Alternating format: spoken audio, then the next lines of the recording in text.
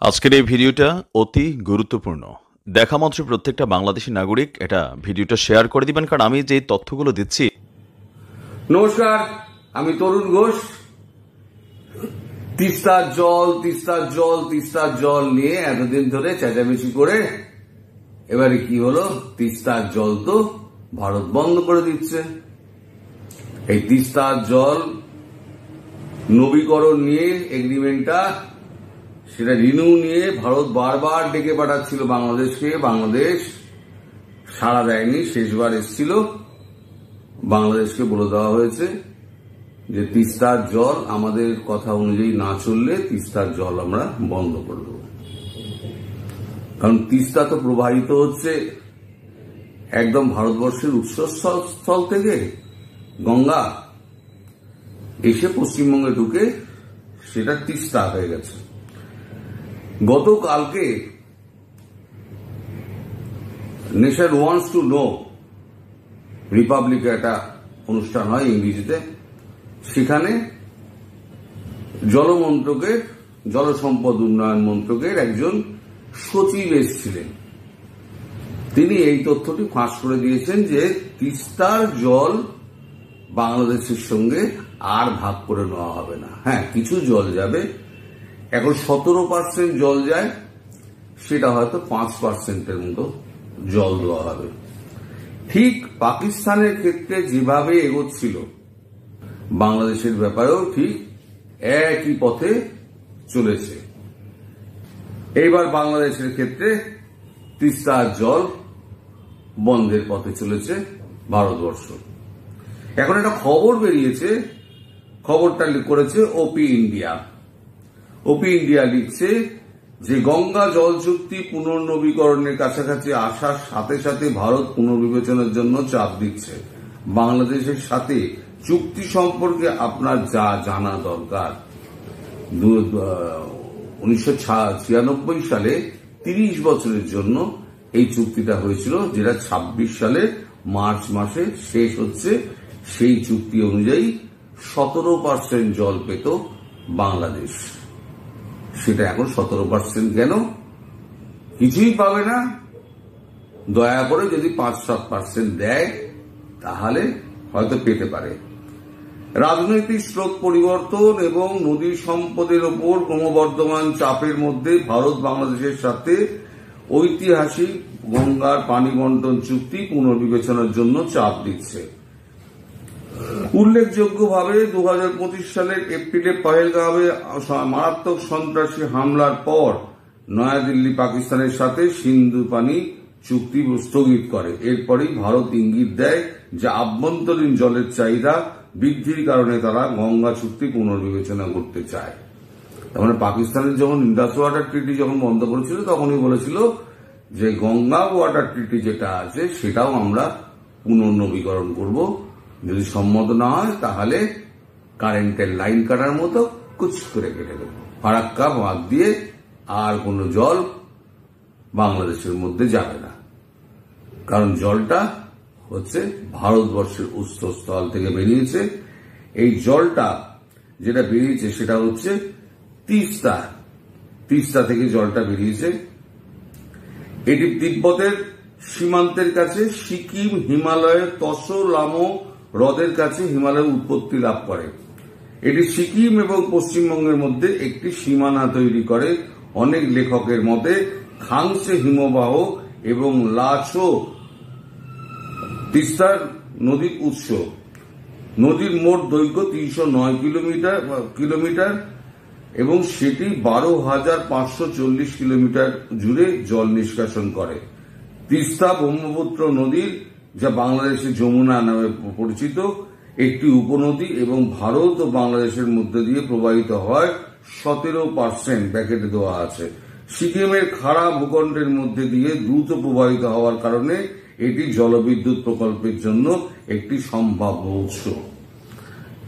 কারণ এখন ওইখান থেকে চুক্তিভুক্তি যা হচ্ছে, সেই চুক্তিভুক্তিগুলো আর নতুন করে আর নবায়ন হবে না। এই যে আমাদের ওই যে আপনাদের বাটপার 420 চিটিংবাজ যেটা ইউনুস, সে কি বলেছিল, সে বলেছিল, আমার পুরনোটা রাখা আছে, তিস্তার জল পেতে ভারতের চোখে চোখ রেখে কথা, জনতাকে নতুন আশ্বাস মোহাম্মদ ইউনূস সরকারের। চোখে চোখ রেখে কথা বলবে? আরে পরের ধনে পোদ্দারি তো সবাই করতে পারে, নিজের ধনে পোদ্দারি কজন করতে পারে? নিজের দেশটা ধ্বংস করে দিয়েছেন তো মশাই। আর ভারতবর্ষের সেভেন সিস্টার আপনার বাপের জায়গা, তিস্তা হচ্ছে আপনার বাপের জায়গা। চোখে চোখ রেখে কথা বললেন, চোখ গেলে দেবে ভারতবর্ষ।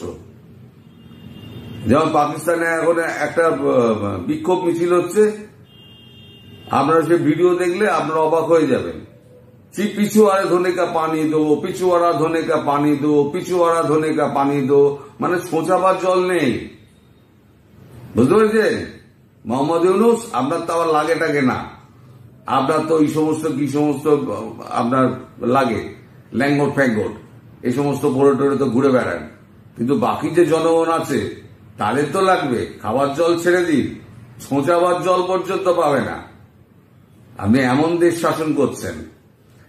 কালকে এই খবরটা হওয়ার পর যখনই রিপাবলিক বাংলায় এটা সম্প্রচার হলো, তারপরেতে সারা ভারতবর্ষ জুড়ে সমস্ত টিভি মিডিয়া এবং সোশ্যাল মিডিয়া সমস্ত জুড়ে হচ্ছে Bangladesh water bomb in Bangladesh. আগে ছিল ওয়াটার বম্ব ইন পাকিস্তান, এবার হয়ে গেছে ওয়াটার বম্ব ইন বাংলাদেশ। সব জায়গায় বাংলাদেশ নিয়ে আলোচনা। এইবার বাংলাদেশের ওপরে ঘা পড়ল, সেটা হচ্ছে জল। জল একটা এমন জিনিস না, জল যদি বন্ধ করে দেওয়া হয়, এবার আপনি ইন্টারন্যাশনাল কোর্ট অফ জাস্টিসে যেতে পারবেন না। কারণ ইন্টারন্যাশনাল বডিতে জল চুক্তিতে বাংলাদেশ আর মায়ানমার এই দুটো দেশ কিন্তু সই করেনি। ফলে আপনি যে গিয়ে ওখানে আবেদন করবেন সে রাস্তাও নেই। পাকিস্তানে তবু সেই রাস্তা আছে। এবার মামলা চললো 10 বছর, ততদিনে তো পাকিস্তানের দুর্ভিক্ষ দেখা দেবে। আপনি তো মামলাও করতে পারবেন না মশাই, আর মামলা করার জায়গাতেও আপনি থাকবেন না। তার আগেই আপনাকে মোটামুটি শেষ করে দিচ্ছে ভারতবর্ষ, আপনাকে শেষ করে দেবে। যদি বাঁচতে হয় তাহলে পরে আপনাকে একটা কথা করতে হবে, ভারতবর্ষের পায়ে পড়ে যান, মোদী শরণং গোস্বামী হয়ে যান। নাহলে ইন্ডাস ওয়াটার ট্রিটি যেরকম হয়েছিল না, তারপরেই বাংলাদেশ পাকিস্তানের কোমর ভেঙে দিল। এবার বাংলাদেশেরও কোমর ভাঙবে না, বাংলাদেশের আগা পাঁচতলা সব ভাঙবে। এই যে আমি দীর্ঘদিন আগেই বলেছিলাম যে এবার জল যাবে, এবার কারেন্টটা যাবে, এবার মিলিয়ে নেবে, এবার কারেন্টটা যাবে, আদানিকে দিয়ে এবার কুচ করে কারেন্টটা কাটাবে। এই যে আমি অনেক আগে ভাগে বলে দিই না, এই আগে ভাগে বলে দেওয়া তো মনে করে মানুষ মনে করে আমরা বাংলাদেশের খুব মানে মানুষ আছে, তারা মনে করে আজকে তরুণ ঘোষ বলেছে মানে কালকেই ঘটে যাবে। তা তো নয়। আমি অনেক আগে ব্যাপারটা শুনতে পাই, শুনে যেটা আলোচনা হয় শুনতে পাই, এবং নিজের মতো বিশ্লেষণ করে আমি আপনাদের বলি, যেটা 15 দিন কি 1 মাস 2 মাস বাদে হয়। আমি কবে থেকে বলে আসছি যে বাংলাদেশের জল চুক্তি বন্ধ করে দেওয়া হবে। এবার দেখুন তিস্তার জল বন্ধ হচ্ছে কিনা। সারা ভারতবর্ষ জুড়ে এখন এই একটাই আলোচনা, এবার বাংলাদেশের ওপরে মাঠটা পড়বে। জলের মাঠটা পড়লো, জলের মাঠের পরে হচ্ছে একেবারে দামাদ্দাম বুটস অন গ্রাউন্ডস হয়ে মাঠটা পড়বে। তখন ইউনূস সরকারের কোথায় সংবিধান, কোথায় আপনার জুলাইয়ের আপনার হবে, ওই খসড়া হবে, ও সমস্ত প্রোক্লামেশন সব পশ্চাৎ দেশে ঢুকিয়ে আপনাকে বাইরে বার করে দেবে, পশ্চাৎ দেশে ঢুকিয়ে দেবে আপনার।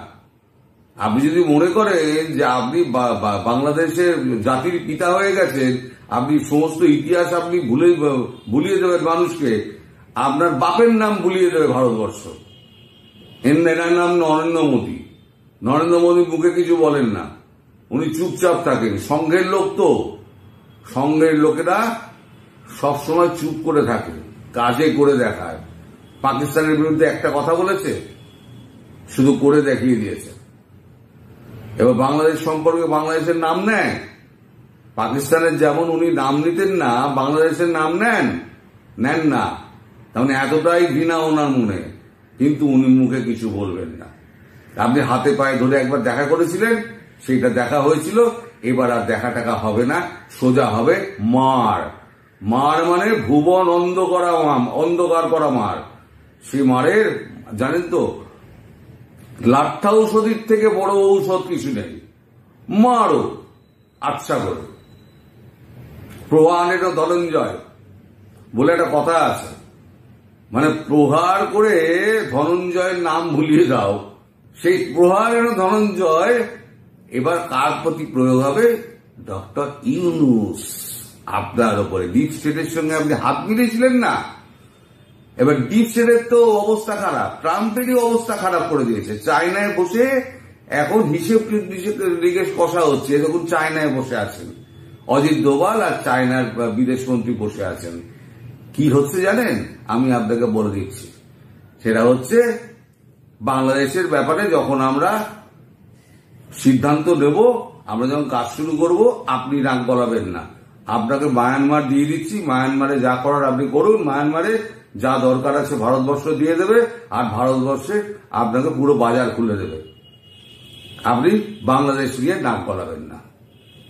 এটা ট্রাম্প আসার আগে এই মিটিংটা হচ্ছে। এই মিটিংয়ে আপনাকে যখন মারবে তখন চায়না বাপকে আপনার ওই বিএনপি গিয়ে দেখা করুক আর ওই আপনার খলিলুর রহমান গিয়ে দেখা করুক, চায়না অত্যন্ত চালাক। চায়না কিন্তু এর মধ্যে নাক গলাবে না, সে বোঝে ব্যবসা। আর ব্যবসা কোথায় করবে? ব্যবসা একমাত্র ভারতবর্ষ ছাড়া আর কোথাও করতে পারবে না। যেখানে করার ছিল সেখানে তো 500% ট্যারিফ বসিয়ে দিয়েছে। ফলে পায়ে পড়ে যান, বাঁচার চেষ্টা করুন, আর না হলে পরে আপনার গলায় ফাঁসির দড়ি ঝুলবেই। আমার কথা মিলিয়ে নেবেন। আজ হোক, কাল হোক, পরশু হোক, 1 মাস বাদে হোক, 2 মাস বাদে হোক, আপনার ব্যবস্থা কিন্তু ওভাবেই শেষ হবে। আর আপনাকে নোবেল টোবেল নিয়ে আর একটা নোবেলের চেষ্টা করতে হবে না, সোজা একদম ওপরে গিয়ে নোবেল নিয়ে নেবেন 72 হুরের কাছ থেকে। যদিও আপনি নিজেকে মুসলিম বলে কখনো গণ্য করেননি, আপনি কখনো মুসলিম বলে আপনাকে পরিচয়ও আপনার পাওয়া যায় না। আপনি মুসলিম ধর্মটাকে একটা নাকাব হিসেবে ব্যবহার করেছেন মানুষকে বোকা বানানোর জন্য। বাংলাদেশের মানুষকে একদিন বোকা বানিয়ে এসছেন, আর বোকা বানাতে পারবেন না। বাংলাদেশের মানুষ বুঝে গিয়েছে আপনি চিজ হ্যাবারি মস্ত মস্ত। এবার আপনি যদি যান, বলবে হাম আপকে হ্যায় কোন, মোদি বলবেন হাম আপকে হ্যায় কোন। আপনিও 7 সিস্টারে নিয়ে নিচ্ছিলেন, হাম আপকে হ্যায় কোন। ভাগো, ভালো থাকবেন দর্শক, সবাই সুস্থ, সব সাবধানে থাকবেন। নমস্কার।